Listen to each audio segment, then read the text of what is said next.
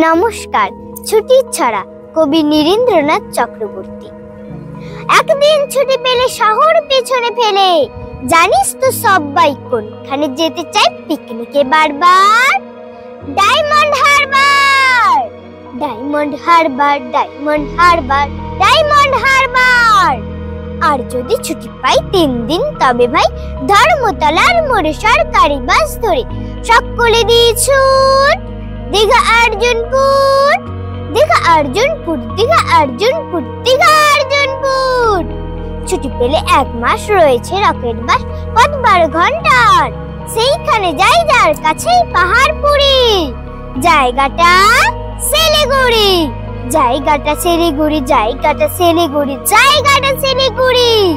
শিলিগুড়ি থেকে ভাই টয় ট্রেনে চড়া চাই, ট্রেন যেন টিকি টিকি টিকি টিকি টিকি টিকি পাহাড়ের গা বেশে চলেছে মেঘের দেশে।